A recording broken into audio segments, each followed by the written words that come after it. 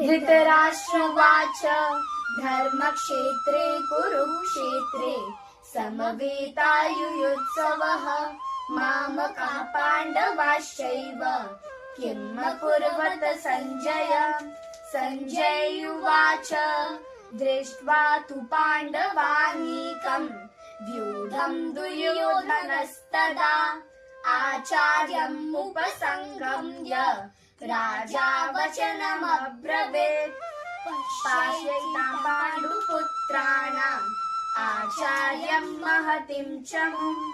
व्यूढम् द्रुपदपुत्रेण तव शिष्येण धीमता अत्र शूरा महेश्वासा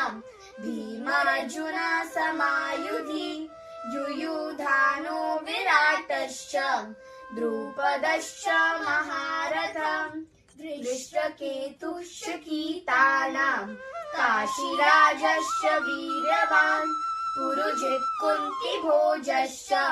शैब्यश्च नरपुङ्गवः युधामन्युश्च विक्रान्त उत्तमौजाश्च वीर्यवान् सौभद्रौ च उपदेयाश्च सर्व एव महारथा अस्माकं तु विशिष्टाये तानि बोध द्विजोत्तमा नायका मम सैन्यस्य संज्ञार्थं तान् ब्रवीमि ते भवान् भीष्मश्च कर्णश्च कृपश्च समितिं जयः अश्वत्थामा विकर्णश्च सौमदत्तिस्तथैव च अन्ये च बहवः शूरा मदर्थे त्यक्त्वा जीविता नानाशस्त्रप्रहरणाः सर्वे युद्धविशारदा अपर्याप्तं तदस्माकं बलं भीष्माभिरक्षितम् पर्याप्तं त्विदमेतेषां बलं भीमाभिरक्षितम् अयनेषु च सर्वेषु यथा भागम् अवस्थिता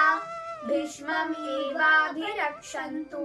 भवन्तः सर्व एव हि तस्य सञ्जानयन् हर्षम् कुरु वृद्धा पितामहः सिंहनादम् विनाद्योच्चै शङ्खम् दद्मौ प्रतापवान् ततः शङ्खाश्च भैर्यश्च पणवाणाकगोमुखा सहसैवाभयहयन्त सशब्दस्तु मलोभवात् ततः श्वेतैर्हयैर्युक्ते महती चन्दने स्थितौ माधव पाण्डवश्चैव